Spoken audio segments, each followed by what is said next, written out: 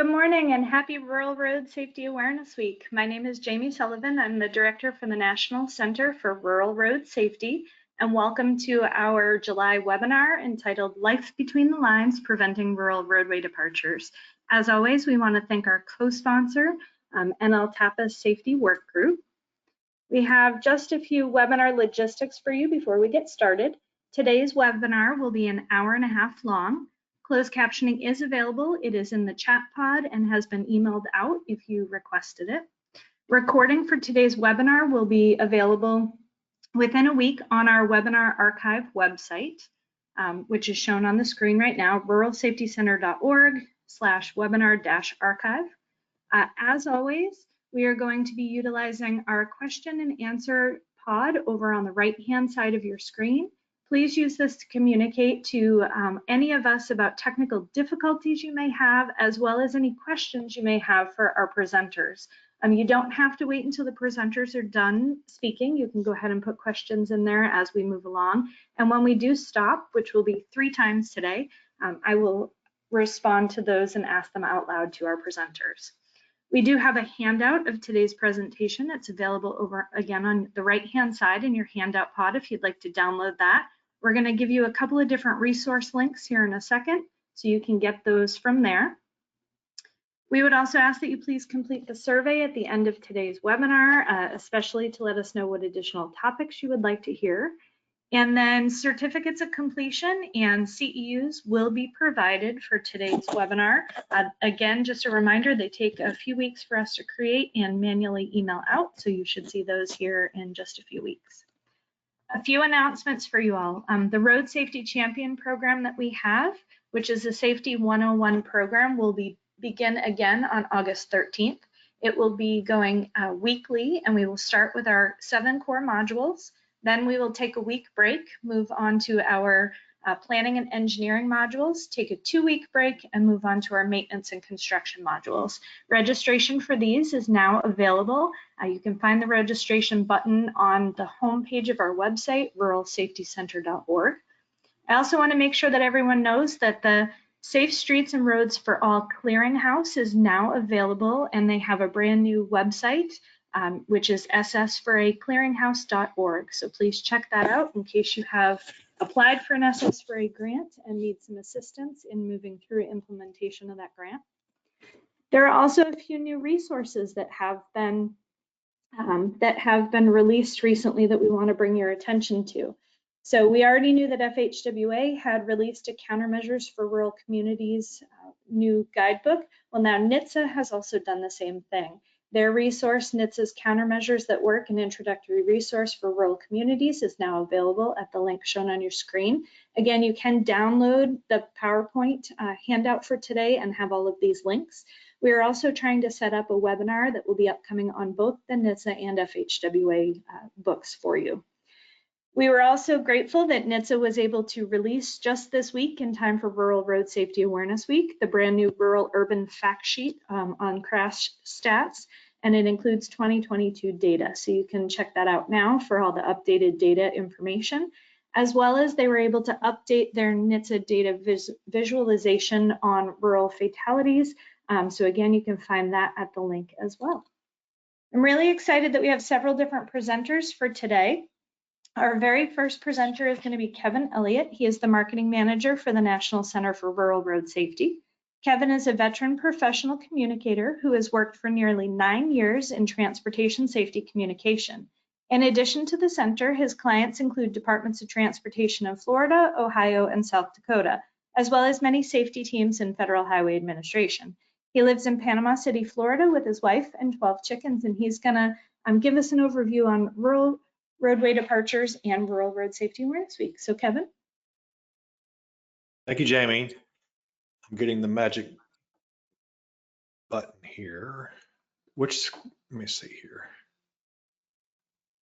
Oops, my normal button went away on me. Are you seeing my my title screen? We are, yes.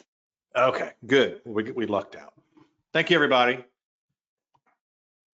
I'm going to give a brief overview of Rural Road Safety Awareness Week and why we chose the theme we did this year, which is roadway departures. I probably don't need to tell this audience what a problem roadway departures are, but we're going to do they're a good chunk of the fatal crashes in everybody's community, basically everywhere, every state in the union. But also to show you some of the campaign items we have out there and resources available for you to go grab. Please go grab them and share them and put them everywhere. Okay, so a quick overview. First of all, you see our hashtag right there. We do ask, and I'll try to say this several times in the presentation. If you post anything to social media on any channel, basically, use this hashtag if you would, please, RRSAW2024. And what that does, other than it lets people find more of each other's stuff, it lets us track the campaign and just see who's sharing and who's out there doing stuff. And it gives us great information to help follow up and also to find guests for next year like we have for this year. This is how we find these folks that we see their stuff. So please use that hashtag if you would. 11,000 people. That is a big number of deaths every year, unfortunately, that happen. Those are the rural roadway deaths annually, according to NHTSA. Every year in the country, 11,000 people. I was talking with a reporter yesterday about, she was covering Rural Road Safety Awareness Week, and I used the analogy of airplanes. I said, you know, say a big airplane holds 400 people, and if one of those planes goes down and kills everybody on board, it's national news. We have investigations. We stop the presses. We shut down airports. We've got to figure out what's going on. 400 people died, and rightfully so, by the way. But every year, 11,000 people die on rural roads out there in the cornfields and in the rural areas and in the mountains. And it's hard to get our arms around how big a problem this really is. It's 64%. It's about 64% of rural roadway departure crashes in rural areas. You know, it's a vast majority. This is nationally. This number comes also from NHTSA. Those are the numbers behind this, and these translate. If you just run the simple math, 11,000 people divided by 365 days of the year, it comes out to like 30 people a day. 30 people today, 30 people yesterday, 30 people tomorrow will die in this particular kind of crash. And that's the tragic part of this. The encouraging thing about it, though, is there are things we can do. We can make it better. It's not impossible. And that's what Rural Road Safety Awareness Week this year is all about, is helping to get people. When I told that reporter, just a young reporter, very smart person, and when I started talking to her about this and used that plane analogy, she was like, man, I had no idea. So I know, but now she does, and that's what awareness is all about. So Rural Road Safety Awareness Week, we chose life between the lines. Get it? Those are our edge lines and our center lines on our roads. Stay between the lines, stay in your lane, and everybody gets home safely.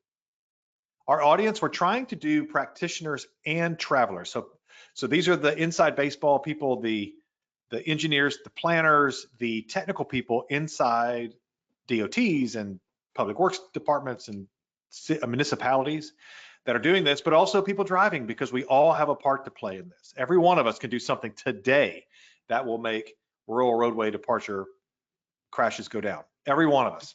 And so we broke down these daily topics. We like to pick a big theme, and then we break it down into 5 pieces. Yesterday was our overview of rural road safety, rural roadway departures, just so people get, kind of like I did with you, just sort of give this general information to show the scope of the situation. And then today is all about speed and speed management, because we know, and if you're in this industry, you know that speeding is probably the #1 exacerbator of this problem. Speeding is a problem all by itself, and then it makes other problems worse. It's like inflammation in the body. And so we wanted to talk about that up front and center. We also know from the data that sharp curves are the most common location for these kinds of crashes, and that's common sense, right? It's dark, or they're driving too fast, or they're sleepy, or they're looking at their phone, or whatever, or there's a blind spot or something that they weren't anticipating, and they run off the curve. So that's tomorrow, is sharp curves.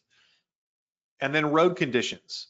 So this is weather related things that drivers can slow down when it's raining, but also some of the more technical stuff like high friction surface treatment. Is the friction in at the approaches to your rural intersections and your rural curves, is it adequate to help vehicles stay in that lane? Are drivers keeping their tires changed when they should? That kind of stuff that can really help. And then Friday, related to this, is positive driving behaviors. Wearing your seatbelt. Most people do wear their seatbelts. We know this. But if you are not wearing your seatbelt in that rural area and you go into a crash, again, this audience knows the implications of that. Your chances of dying or being severely injured go way, way up. Putting your phone down.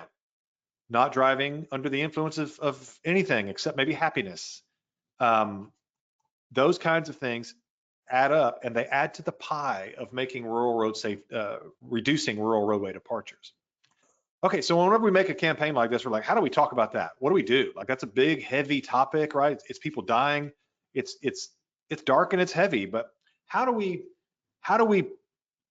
package this in a way that's palatable, that's not overwhelming, that's encouraging, that's inspiring? And we've learned a lot from our friends at the Western Transportation Institute, Jay Otto and his folks, called the positive culture framework. Like, if we can focus on positive behaviors that all of us, values we all share, we can help to grow those values. And so we try to do something creative every year and something positive. And so here's what we came up with: the Rural Road Safety Squad. We're going to personify each day, each topic as a superhero, as a person out there who has got a particular superpower they're going to help us with.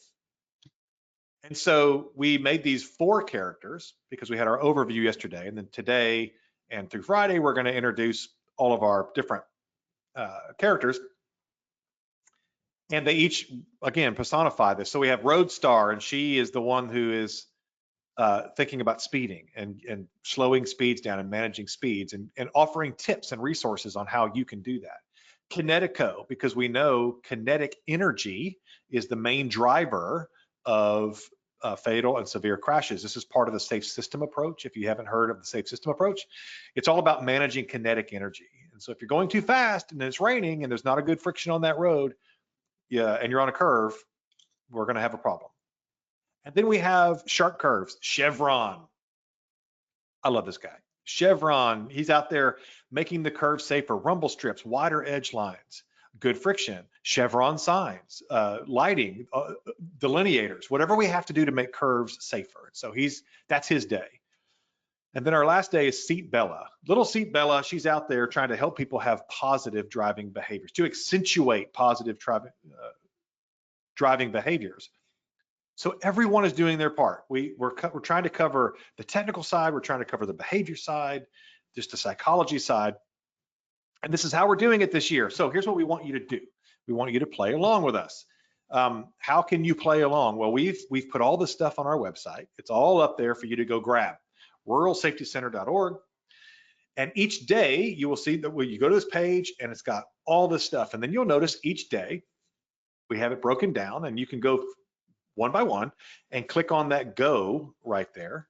And when you click on that go section, you're going to land on a page dedicated to that day and that topic. So this is Chevron's page, day 3, sharp curves.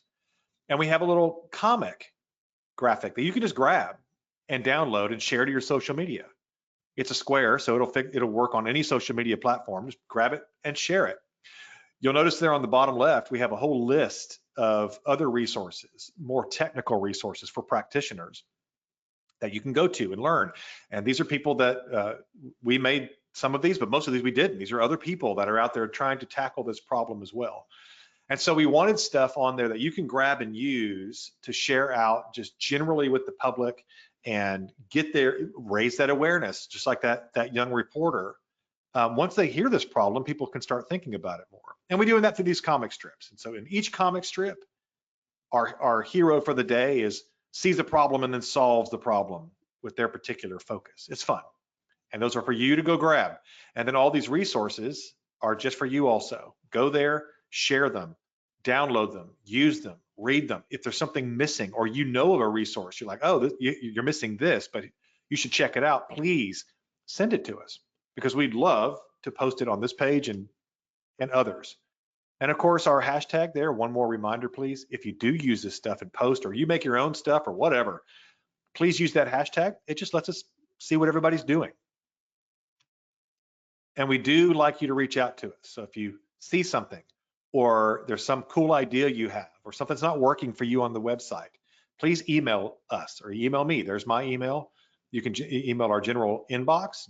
We monitor that one too. And there's our website and our social media handles. We're at Rural Road Safety on Facebook, X, and LinkedIn. Certainly, if you're on Instagram, share this, share. Just because we're not there doesn't mean you can't be. These graphics are all made for Instagram too. And with that, I will stop for a moment and see if anyone has questions for me before we go on with the real stars of the show, our two presenters. The only question that we had for you was where could they get a copy of the training activities and those handouts? And I have put that in there. And after they asked the question, you addressed it as well. So one more time, today's slides can be downloaded from the handout pod. It will have everybody's slide deck in there for your use. And then, as Kevin had said too, please join or visit our website, ruralroadsafetycenter.org. And you can, at that, right on the homepage, there's a button for Rural Road Safety Awareness Week, which will take you to all of the different pages that Kevin just walked you through. All of those graphics, the people, the comics are all available there for download. And if you have trouble, certainly just email us and we'll help out. Absolutely. Thank you, Kevin. So before we move forward to our other two speakers, I did want to go over just a few things. So earlier in June, we did put out an email requesting that you all share with us what you're doing to help with rural roadway departures. And so you're going to hear from two of those people who put in suggestions and talked a little bit about what they did here in a minute. But we also have some others that came in that I just wanted to talk through really quick. And what I'm going to ask is that if you all have any examples of what you've done in your local communities for rural roadway departures, please put those into the questions pod. We would love to hear them and see those and be able to use those in the future as examples as well. So a couple that came in, Kansas DOT said that roadway departure crashes make up a large portion of their rural crashes and historically have been an emphasis area in their strategic highway safety plan. So some of the things that they've done is they first implemented a rumble strip policy in 2007 to expand the use of the low-cost, high-benefit systemic treatment to relatively narrow routes in Kansas. However, in 2020, they decided to revise that policy and expand the use on other roadways and require centerline and shoulder rumble strips. In the 2020 revision, they estimate a positive statewide benefit cost for routes with 3 or more feet of paved shoulder and new rumble strip applications. They continue to install those rumble strips in appropriate shoulder and centerline applications. And roadway departure fatalities have remained steady since 2020 and have not increased. Moving forward, right now, they are starting this summer a research study on centerline rumble strip changes. They're looking specifically at different styles that may catch drivers' attention and influence behavior prior to a driver entering the opposing lane. And this research is going to be utilizing a driving simulator to test different patterns on a controlled group. So that's very exciting that they've continued to update their policy as they've gone along, and now they're doing some research on new things that could happen as well. Nebraska DOT also submitted an example of a policy that they've done. So they recently changed their rumble strip policy as well by removing the minimum average annual daily traffic, or AADT, requirements for installing edgeline, shoulder, or centerline rumble strips. And this allows them to increase the implementation of these rumble strips. The policy change will add centerline rumble strips to 4,400 miles of roadway. And when fully implemented, they estimate that it may eliminate 24 head-on and side swipe opposite crashes annually, which is fantastic. They also have reduced the minimum average annual daily traffic requirements for installing 2-foot surface shoulders on 2-lane rural roadways from their previous minimum of 2,000 vehicles per day to 1,000 vehicles per day. And this design policy will improve approximately 500 miles of roadway and is estimated to result in just under 300 fewer roadway departure crashes and about 140 fewer severe crashes over 20 years. We also had an example from Delaware that they have now passed their first anti-strode law. I did want to mention that, although typically strodes are on high-speed suburban highways that have lots of driveways, but in case anyone else in our rural areas or listening today has strodes, you can go take a look at that policy that Delaware has now passed to see more information about that.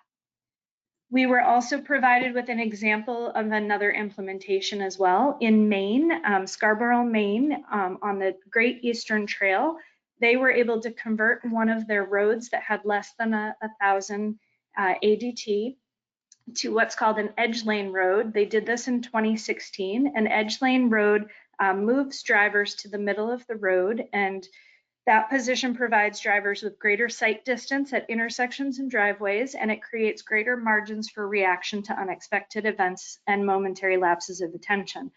This technique is part of the Federal Highway Administration's CMF clearinghouse and does get a 3-star rating as well. And what they've found in this particular implementation is that from 2003 to 2016, there were 14 crashes, 12 of which were single vehicle roadway departure crashes. Since implementation of this road, from 2017 to 2020, there have been no crashes. And so that was an example that they were also very proud of putting together. And so those were just a few of the different pieces that we learned from some of the implementations. Again, I would love to have you, if you have some other examples, please put those in the question pod for us so that we can share those out with the other audience members as well. And now we are going to turn our presentation over to another one of the examples that was submitted.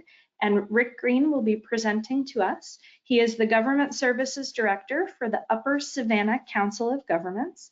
Rick is a graduate of Wofford College with a BA in History and of Clemson University with a master's degree in City and Regional Planning. He has been employed at Upper Savannah Council of Governments in Greenwood, South Carolina since 1994. His job duties encompass all areas of planning activities, including transportation, land use, and economic development. He currently serves as Secretary for RPO America, a subsidiary of NATO, and assists in their work to address rural and small metropolitan area transportation needs and challenges. And I'm really excited to pass our presentation over now to Rick. Thank you very much. I appreciate that, and good day to everyone, whether it's a good morning or a good afternoon. I'm thankful for the opportunity to share our relatively newly minted plan and talk about the planning process. Hopefully, at some point in the future, I will be able to come back and talk about some of the results of our plan. But for right now, I can just talk to you about what we did and the partners that we worked with to come up with this plan and develop it and bring it to fruition as far as it is. This plan and this slideshow even were gifted to us by the Federal Highway Administration. We couldn't have done what we did without their assistance and without working with them and the consultant that they chose to work with. They were very helpful, and we were very thankful for all the help that they gave us through our process. We are in South Carolina. The area in red is our general geographic area.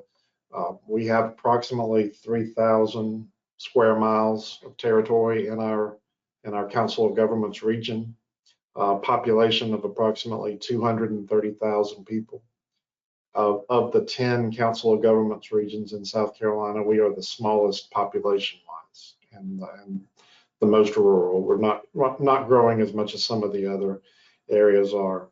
And the reason that we were able to access help from the Federal Highway Administration was because, unfortunately, there's a lot of traffic fatalities, a lot of bad and negative traffic situations happening in South Carolina with fatalities. So we were, through Federal Highways, the focused approach to safety program. It provides additional resources to high priority states.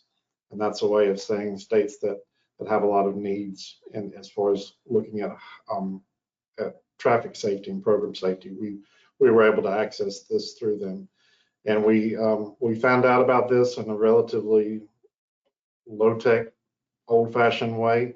Our SCDOT gets our councils of governments and MPOs together on a regular basis throughout the year, and we had a meeting where a Federal Highway Administration representative came and spoke to us, and she offered help if there were any specific safety-related topics. And I took her up on it, and I went up after the meeting and asked her if there was something that we could do with specifically roadway departure. We would be interested in doing that from a regional perspective. And that's sort of what started the ball rolling and started us working with Federal Highways and the consultant as well. So the purpose there, the goals and objectives, as you can see, to work with us to help identify some of the areas and some of the features that might help us reduce some of those roadway departures. The contractor that Federal Highways worked with for us was VHB. Scott Himes was the person that I worked with most directly, and he was very helpful throughout this entire process of helping us come up with this plan.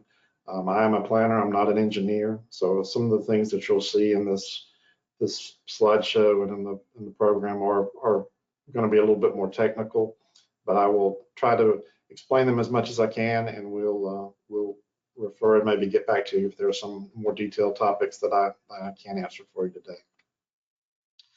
But first of all, the background. I told you a little bit about the area. We're relatively small, a rural area in South Carolina.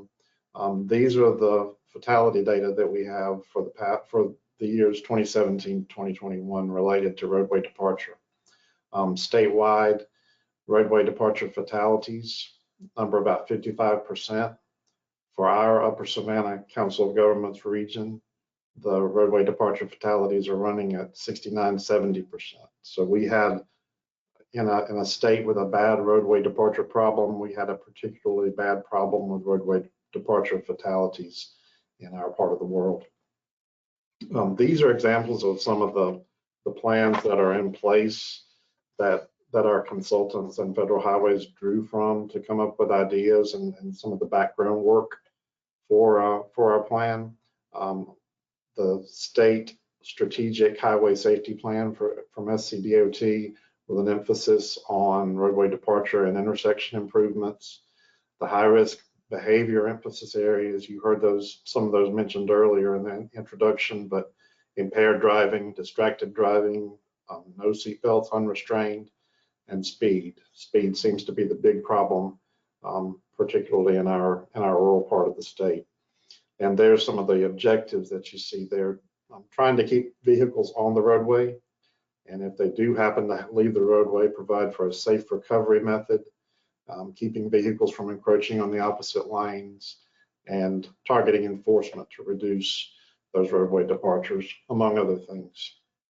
Improving emergency response was something that I learned that we needed to focus on, particularly in rural areas. If you have a bad accident and you're next door to the EMS station, you're going to get help pretty quickly. But if you're in a rural area and you're 30 minutes away from a hospital or more, sometimes that emergency response time to get to you can have an impact as far as making what would be a minor traffic accident with a relatively minor injury into something much worse.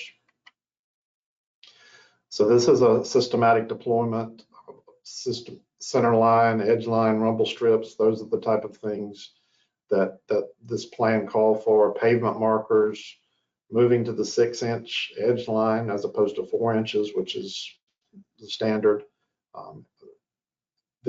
Reducing the drop off, improving that edge and the shoulder so that if cars go off the road, the high frequency surface treatments, signing on the curves, delineate fixed objects, clear zone object removal, trying to get objects that we can away from the side of the road so that cars don't strike them if they do have a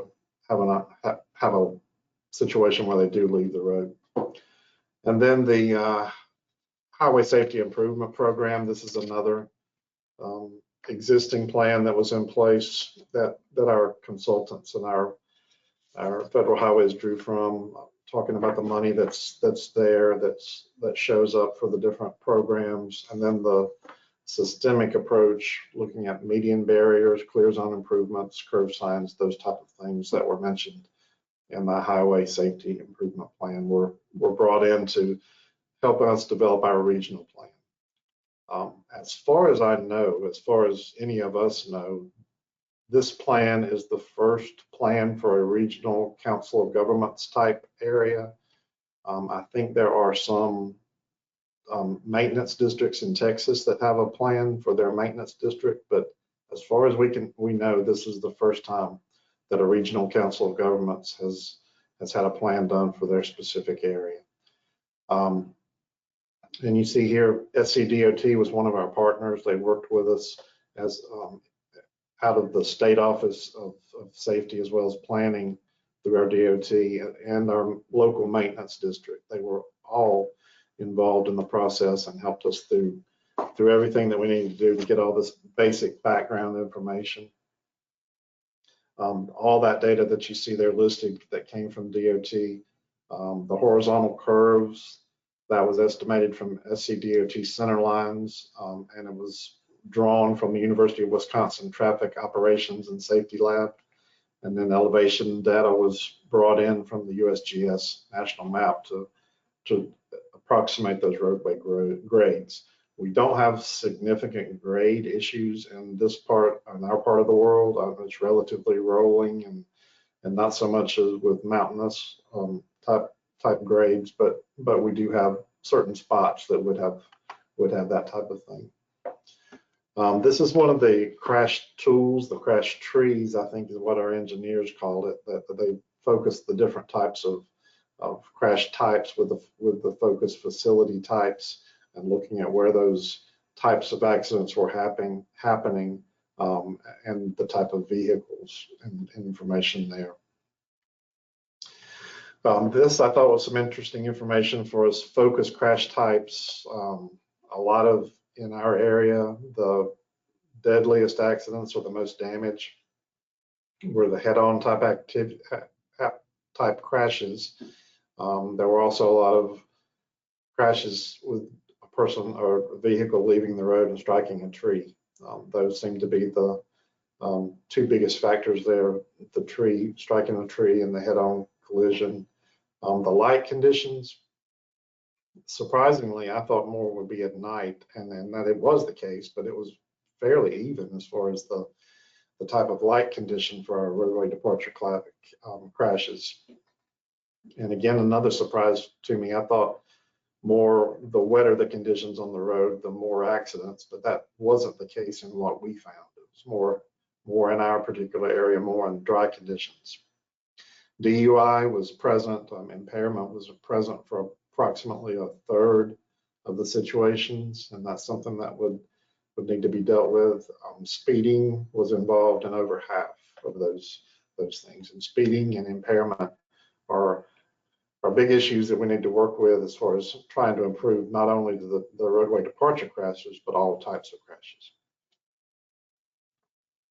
And then the seatbelt use, you see the numbers there. We don't have a good record in South Carolina of using our seatbelts. Unfortunately, we need to do a better job of that. This is another one of those type of crash trees focused on the nighttime, the deadliest crashes versus urban and rural, and the types of roads versus the 2 lanes versus the types of local major collector type roads. All of those were brought into the mix here to look at this, and the system also, the plan also looked at separately assessed the types of segments and curves as they came to looking at the different types of roads. This is just a chart here showing the rural 2-lane major collector minor arterial risk results. A lot of information here that's a lot of detail there, but speeding, DUI are big things that we need to be working on if we're going to reduce those rural issues, negative rural roadway departure numbers, and the same for the rural 2-lane roads. That speeding is a big problem in our particular part of the world, combined with those others to make for a larger number of fatal crashes. Part of the product for the plan was we have 6 counties. I should have said that, 6 counties in our region. This that you see on the screen is one of those counties. This is Abbeville County. So our consultant with Federal Highways and with DOT produced this type of map for every one of our 6 counties. The pink area shows the historically disadvantaged areas within the county. And then the lighter number areas showing the higher risk of those minor arterials and major collectors, the higher risk for roadway departure crash segments. And those types of maps were all made available for each county. And we also have some GIS layers that are available for some of our counties that are able to use that type of data. They can take that information and use it specifically for what they need it for.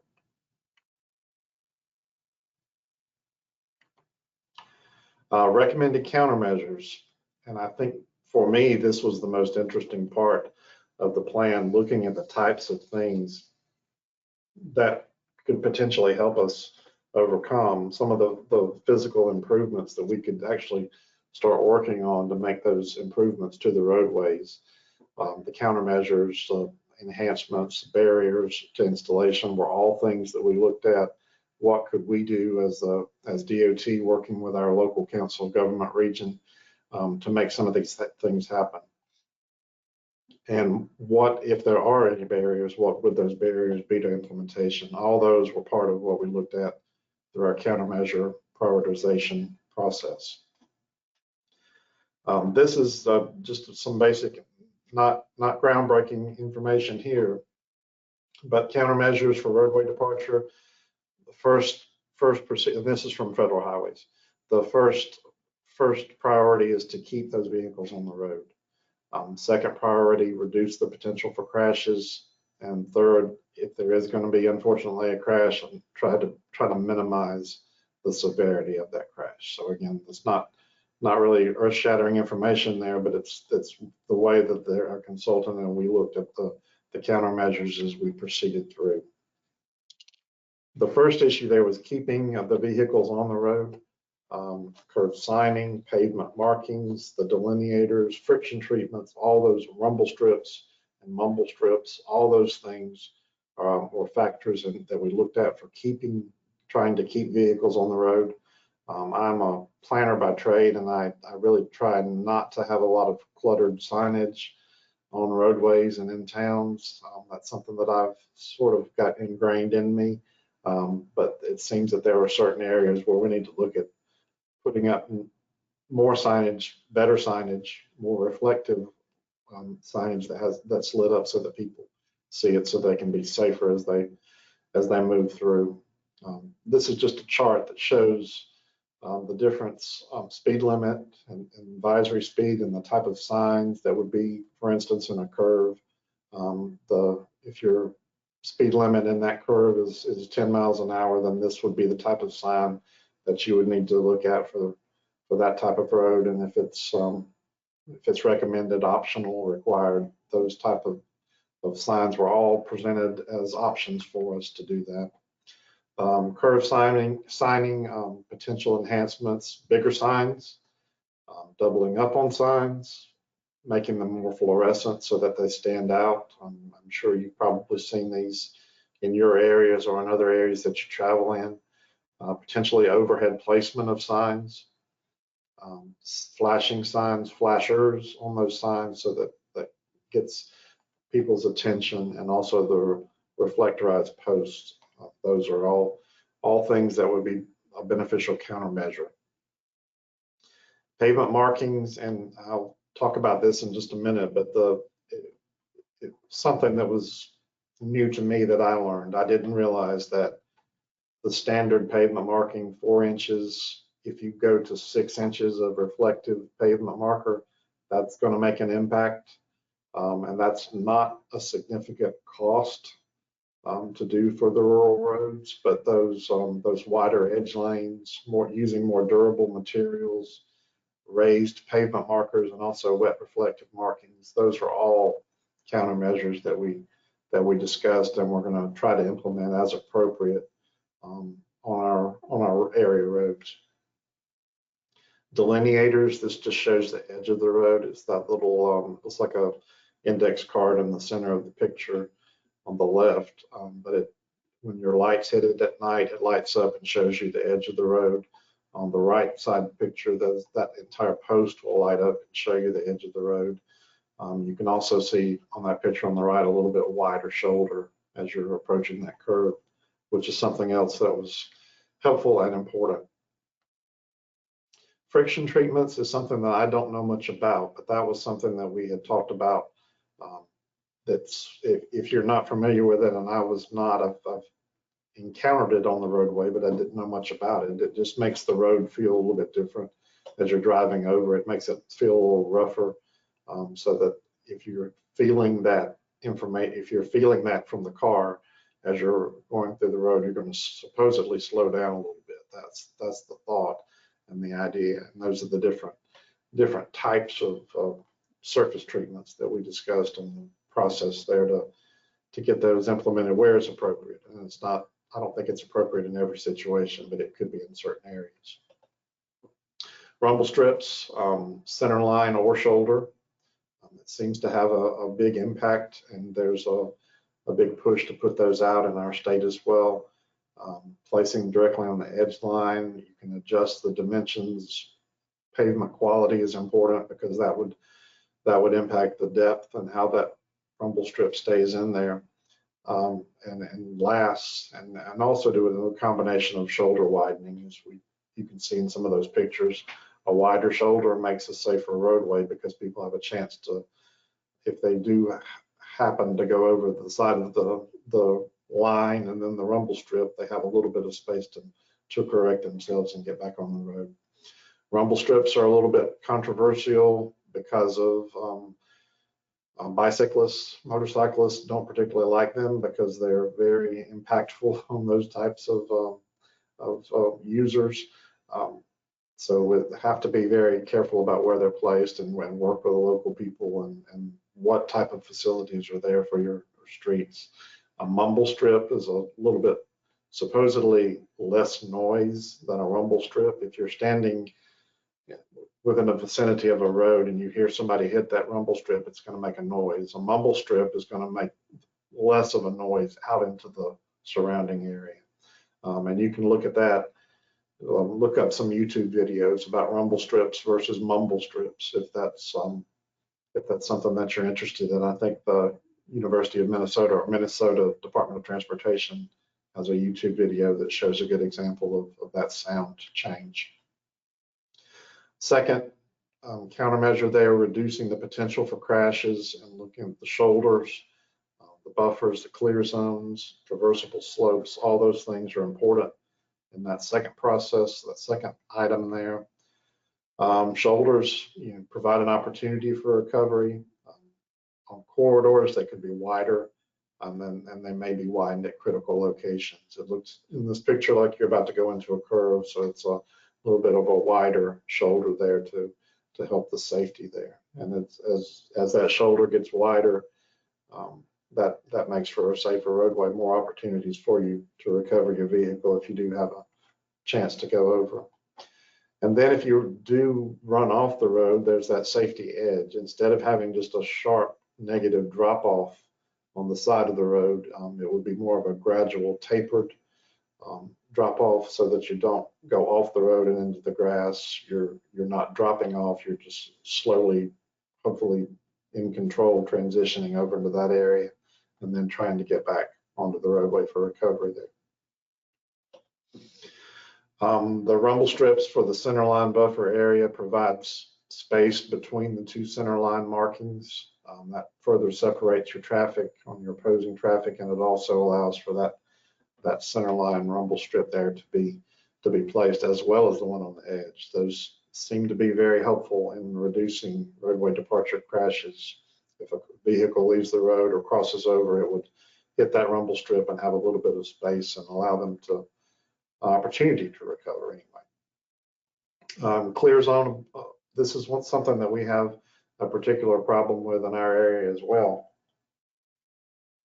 In rural areas, you have a lot of fence posts, a lot of signs, a lot of trees. There's an example there that looks like it picture maybe from the Pacific Northwest based on the type of tree that is. And it's awfully close there, and it looks like it's already had an accident up against that tree. But I have I think, some pictures from my region. I think that it can beat it, where trees are actually, if you can believe it, a little bit closer to the roadway than that, or other objects. But those type of things that close to the roadway, it just cuts down on the space. If someone were to run off the road, they don't have a way to correct themselves and get back on the road before they hit something. So removing those fixed objects, trying to make that area wider and safer, and just making it more clear so that people have an opportunity to correct safely and to get back on the road. Focus on the higher risk locations for this type of thing, the higher speed locations outside of the horizontal curves and with the higher traffic volume locations. And traversable slopes, just a larger grassy area, again, a transition area where if your vehicle were to go off the road, you would have some space there to make that correction and to get back safely back on the road. Again, higher speed outside of horizontal curves and in higher traffic volume areas, or situations where our consultant and Federal Highways thought might be a better option for these type of features. And breakaway devices to minimize the severity of going off, leaving the roadway, having some type of breakaway guardrail.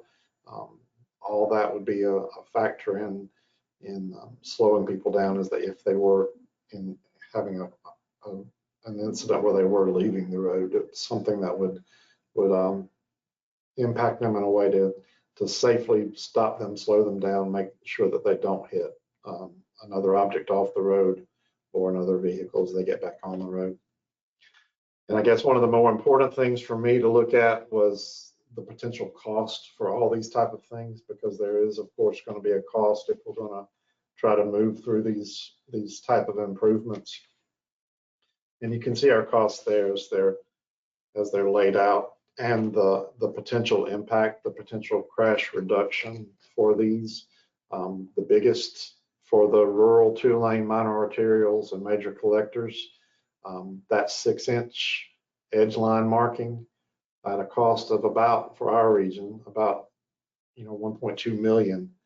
You can see a crash reduction, a fatal and serious crash reduction of 84 crashes, and just an average crash reduction, or a normal crash reduction, a lighter crash reduction of 224. So that's a lot of bang for the buck for adding those simple edge line markings. And you can see the other things there, rumble strips, center line rumble strips as well, having a big potential impact, potentially reducing deaths by 10, reducing annual crashes by 27, with the cost of, for our area, about $770,000 roughly. And then the rural 2 lanes, you see that information there. Over to the right, just a similar type of impact, with what seems to be a relatively small amount of money for paint, edge markings, rumble strips, to reduce those number of deadly crashes and overall crashes as well, by making those changes available. It's in South Carolina, we have, our DOT owns and maintains a tremendous number of the roads, so there are very few locally maintained roads.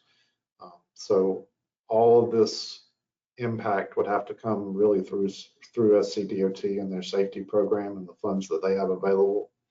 If we're, as a council of governments, if we have some opportunity to apply for grants to enhance what SCDOT has done and are doing, we're certainly going to be aware of that and try to make ourselves known about those type of things, so that we can support what SCDOT is doing. And that's part of the message I did want throughout this entire plan. I never wanted the SCDOT to think that we were saying that they weren't doing a good job. We just wanted to highlight this particular issue in our area and say that this is a problem for us, and we need to maybe focus some resources and some light on this problem and use this plan as a way to focus more improvements and different types of improvements, and use this type of plan as a guinea pig sort of for the other 9 councils of governments around the state and any other local councils of governments around the country that might want to do this type of thing as well. So our next steps, and this is just our map of our state with our council of governments, NPO regions, as well as the DOT regions there. But as I said, use this as a framework for developing regional improvement plans, trying to see if we can carry this forward and make some impact. As I said, the plan is very fresh for us. I'm just starting to roll it out to county councils and presentations tonight and through the rest of the summer and into the fall.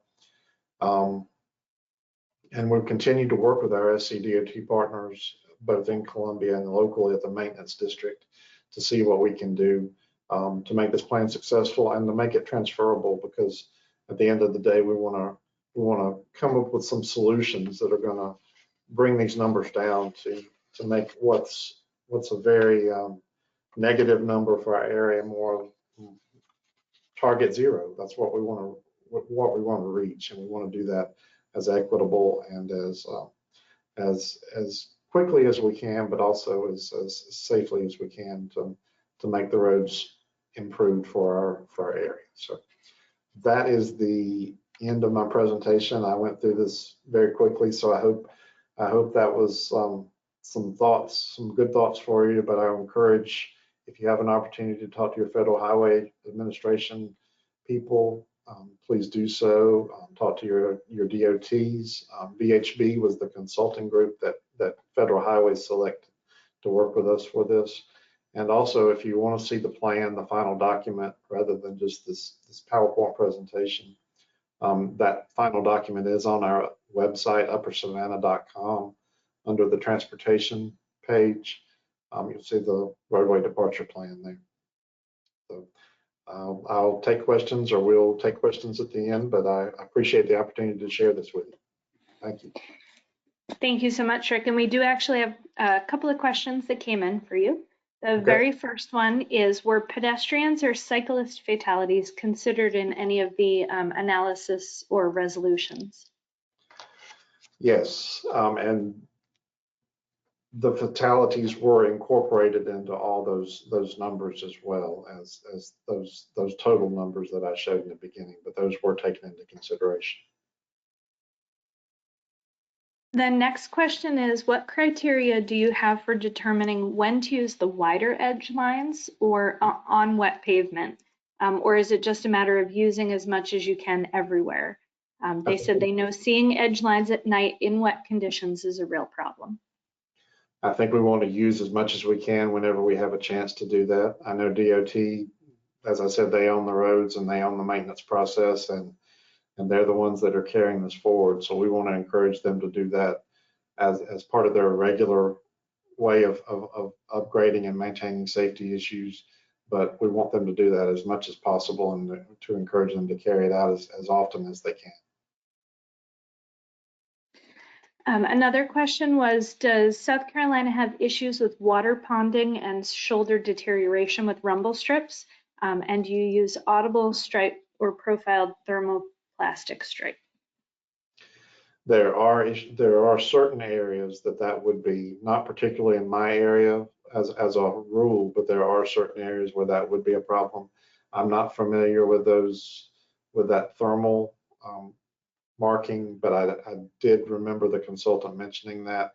But for our area in particular, it was the regular rumble strips, mumble strips that would be the most effective. For other areas, it may not be. We'll answer just a couple more questions and then we'll have to move on to our next speaker. But another question for you was, is there a noticeable difference in crash data between raised and recessed pavement markers? Don't know that yet. We'll see as we go through this process of implementing this throughout our region. I did not hear our local DOT maintenance office say that there was an issue, but we'll find out as we implement these things. But I don't know an answer to that. I did not hear them mention that in our review.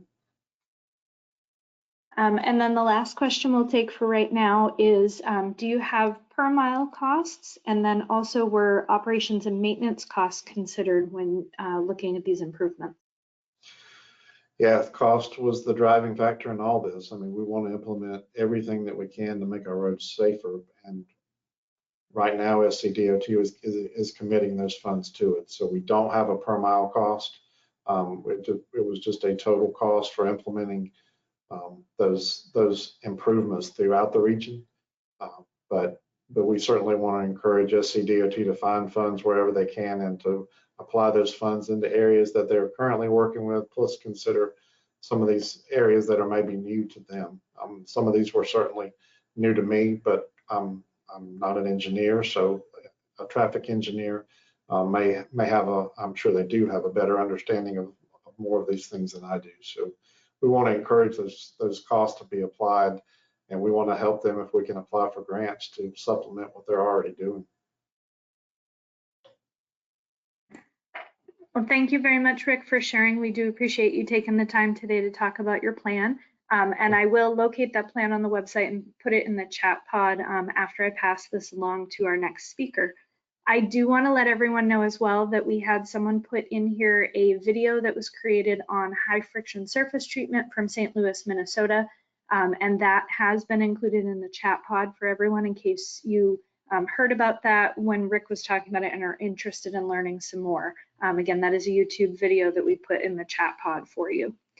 Our next presenter is going to be Stephen Latowski, who is the Director for Mojave County Public Works. He has over 28 years of experience as a practitioner and researcher in transportation engineering. Steve championed many innovative traffic safety designs and implementations and developed numerous technical resources and training courses on traffic incident and planned special events management.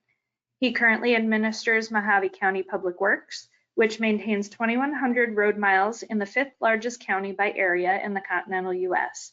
He also directs 3 public water systems, county, regional, and community parks, the Mojave County Fairgrounds and Fair, motor pool, and building facility operations. And I'm excited to pass today's webinar over to him now to talk about one of the implementations that they're doing for rural roadway departures. So Steve. Thank you very much. And hello, everyone. I first want to recognize and thank the incredible audience participation today. It's a real pleasure to join you all. Roadway departure crashes account for about 75% of the crashes in rural Mojave County, and this is largely driven by a number of visitor traffic and recreational and tourism type travel. We at Mojave County have been longtime advocates for on-pavement crash countermeasures. It started way back in the late 2000s with optical speed zones. We've developed custom on-pavement symbol markings for wildlife crossings, as well as the presentation which you're about to see on the use of LED raised pavement markers. We found in all of these applications, not only are they low cost, but they have been shown to be statistically significant in lowering crash rates, especially as it relates to roadway departure crashes. Mojave County's cumulative traffic engineering work on traffic crash evaluation and safety audits suggests driver psyche factors into the recreation of traveling and time sensitivity in reaching destinations. Such phenomena erode driver focus and awareness and weighs on exposure to lane departure, wildlife collision, and vehicle conflict risk. Now, driver psyche forms a causal factor and emerging consideration in traffic safety analysis as it characterizes a driver's state of mind less focused on the driving task. Now, speed coupled with said phenomena amplify effect or potential effect on crash likelihood by most road and environment-based traffic impacts. Mojave County, Arizona operates Boundary Cone Road, a 2-lane rural highway serving tourist traffic to the popular historic Route 66 town of Oatman.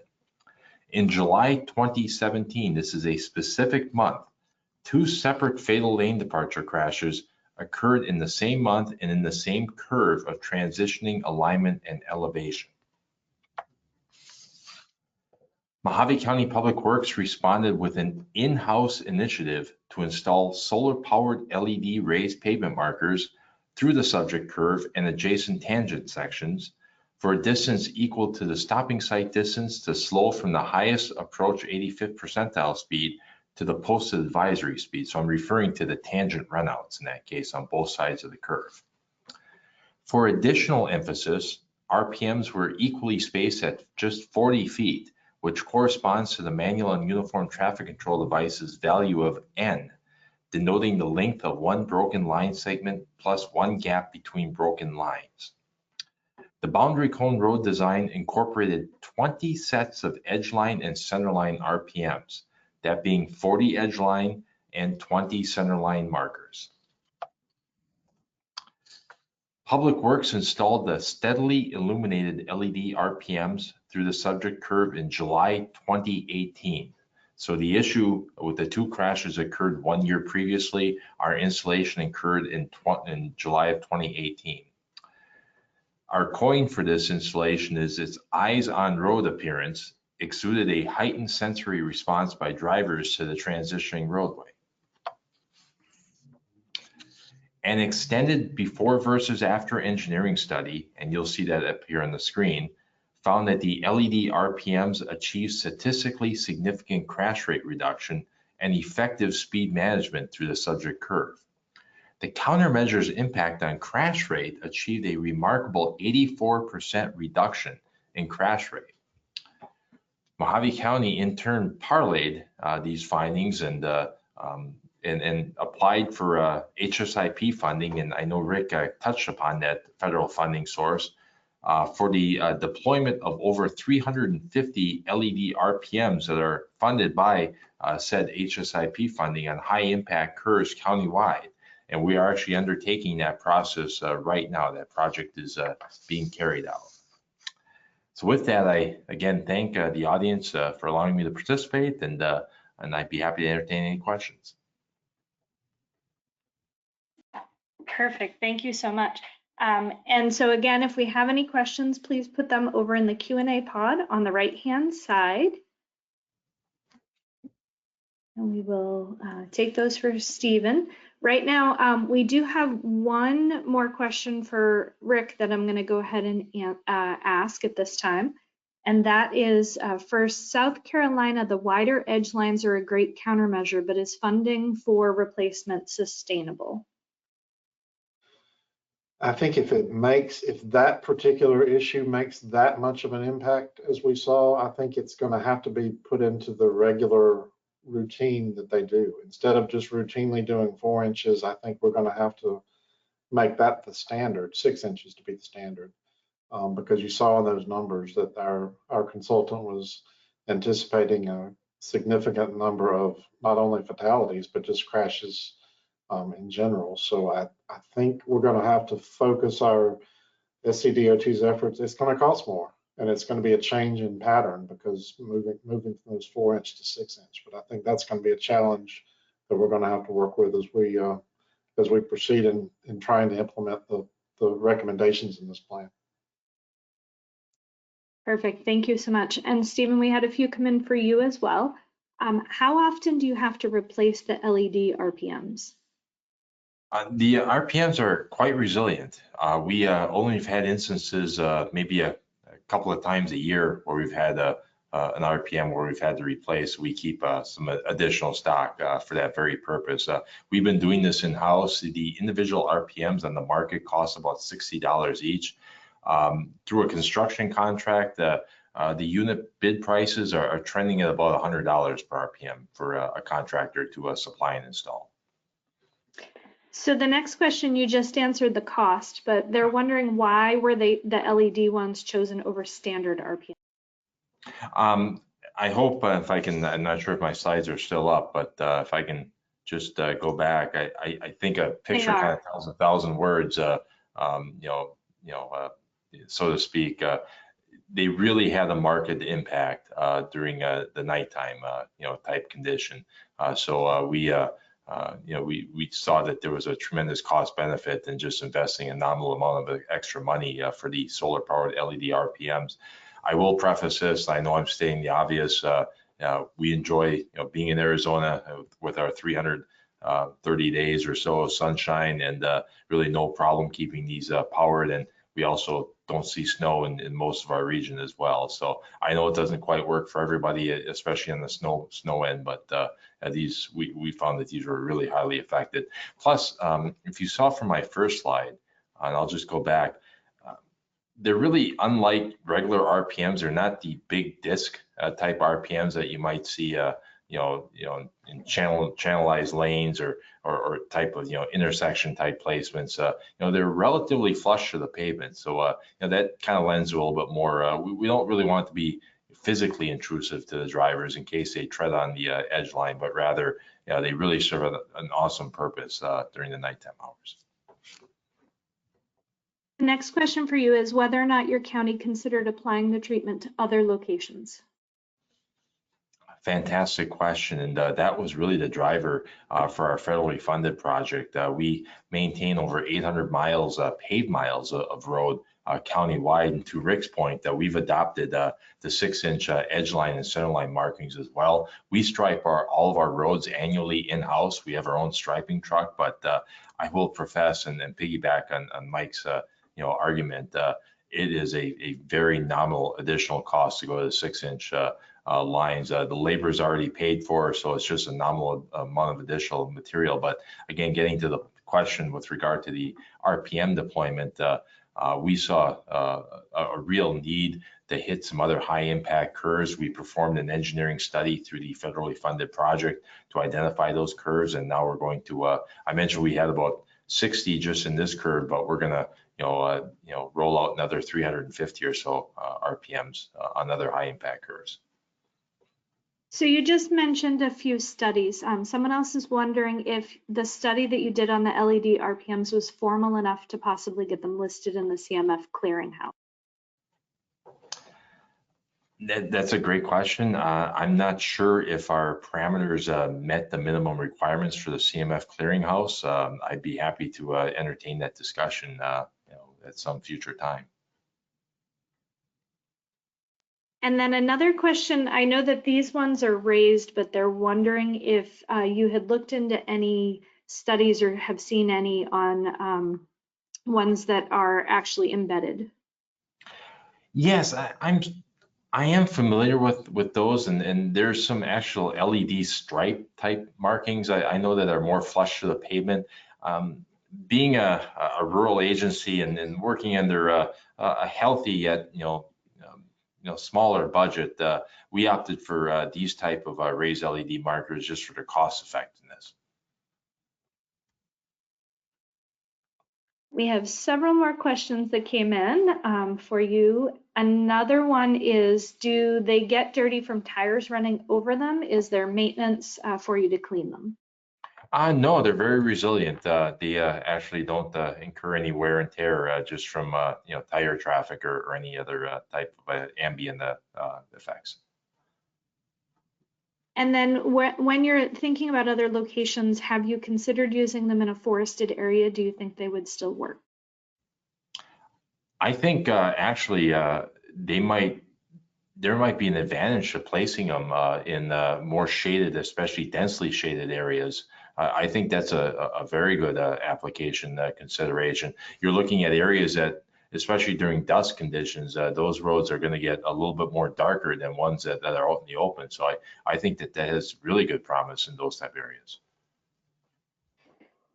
Another question is, do the RPMs need to be replaced after surface treatments or overlays?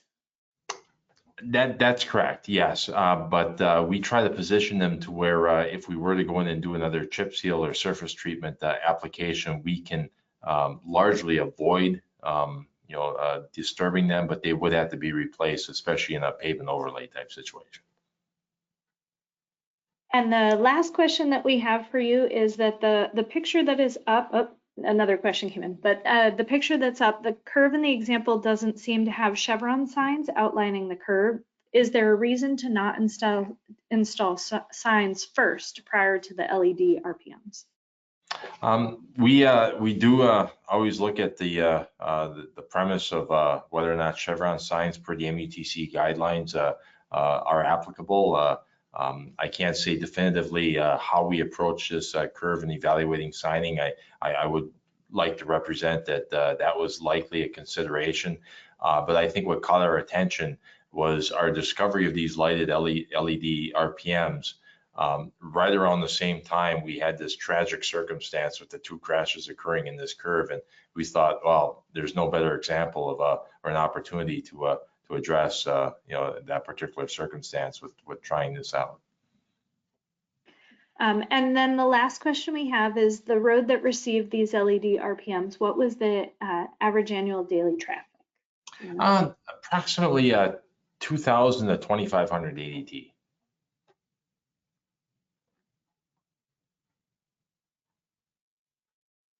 Okay, perfect. And that is all the questions that we have for you for now. So thank you. I just want to give a big thank you one more time to Kevin, Rick, and Steve for their presentations on rural roadway departures today. Again, remember that it is Rural Road Safety Awareness Week, and we would love to have you all participate in that.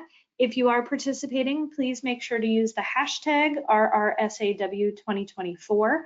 Again, on our homepage, ruralsafetycenter.org, you can find the button that will allow you to register for our Road Safety Champion Program modules coming up, as well as the link to get you to all of the RRSAW information that you heard about today, the resources for practitioners, information for the comics and how to download the graphics. So we would love to have you do that as well. And we also will be posting the recording for this webinar within a week up on our archived webinar page under the training dropdown off of ruralsafetycenter.org. So thank you again to our presenters. Happy Rural Road Safety Awareness Week, and we will see you next month at our monthly webinar.